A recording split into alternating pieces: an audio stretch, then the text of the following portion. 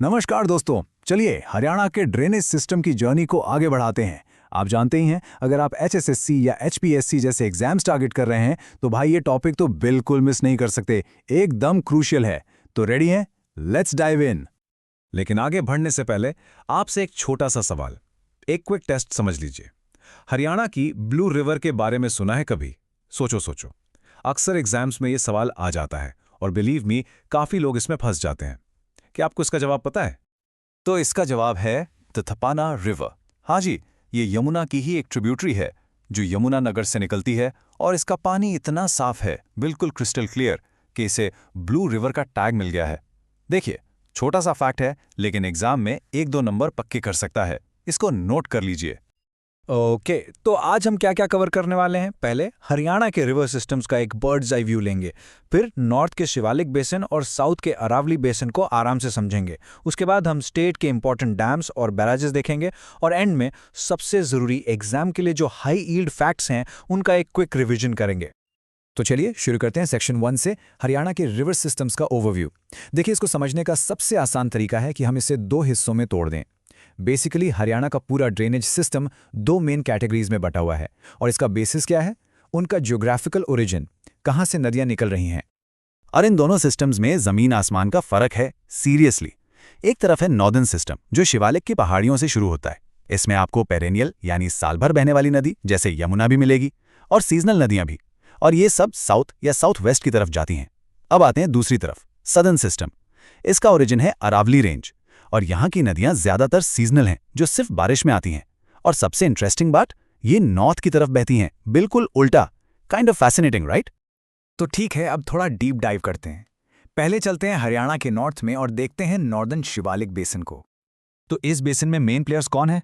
सबसे पहले यमुना, ये तो स्टेट की लाइफलाइन है, एक लौती पेरिनियल रिवर। फिर है घग्गर, जो नॉर्थ हरियाणा की सबसे बड़ी सीजनल नदी है। उसके बाद आती है मारकंडा, जो मॉनसून में काफी फ्लड लाती है। इसका पुराना नाम अरुणा था, याद रखना। फिर है टांगरी, जो सीधे मॉर्नी हिल से निकलती है। और हाँ, सबसे अहम, द लेजेंडरी सरस्वती रिवर। इसका वैविक इंपॉर्टेंस तो है ही, और आजकल इसके रिवाइवल प्रोजेक्ट्स भी चल रहे हैं।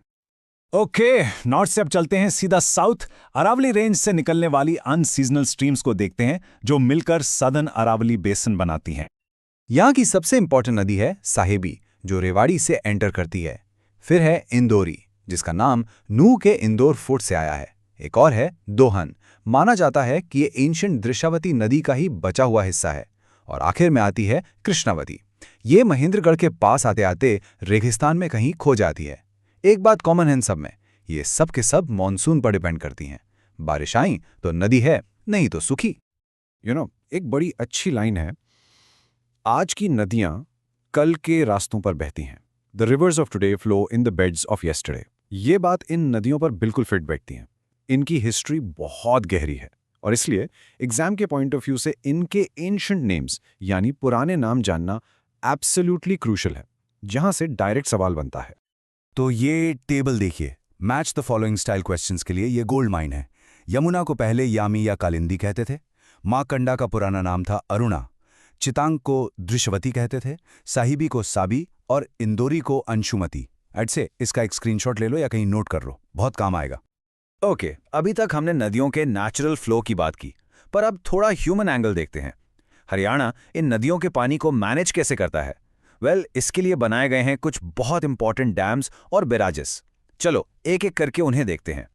सबसे पहले है हथनीकुंड बाराज, यमुना नदी पर यमुनानगर में। फिर है ऑटू हेड, घग्गर नदी पर सिरसा में। एक है कौशल्या डैम, जो पंचकुला को पानी सप्लाई करता है।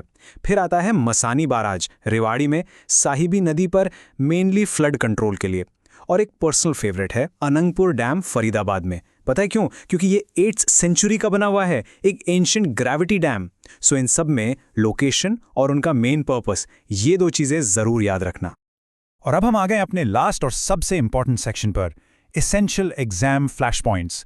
जो कुछ भी हमने अभी तक पढ़ा है उसका एक सुपर क्विक रिवीजन। ये वो फैक्ट्स हैं जो आपको बिल्कुल बिल्कुल याद होने चाहिए। तो चलो इन्हें दिमाग में लॉक कर लेते हैं। Okay, ready, let's go. Haryana की blue river, Thapana river, good. Ancient names, Markanda का अरुणा, यमुना का कालिंदी। सरस्वती रिवाइवल का सेंटर पॉइंट, आदिबद्री, यमुनानगर। और इसको मैनेज कौन करता है? Haryana Saraswati heritage development board. ये 4 पॉइंट्स डायरेक्ट सवाल बन सकते हैं, याद रखना। एक लास्ट पर इंपॉर्टेंट नंबर 320 320 किलोमीटर्स। ये क्या है?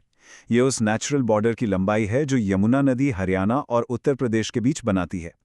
ये सिर्फ एक नंबर नहीं बल्कि एक बहुत ही इंपॉर्टेंट जियोग्राफिकल और पॉलिटिकल फैक्ट है। तो इस एक्सप्लेनर को हम यहीं ख़त्म करते हैं, लेकिन जाने से पहले मैं आपके लिए एक सवाल छोड़ना चाहता हूँ।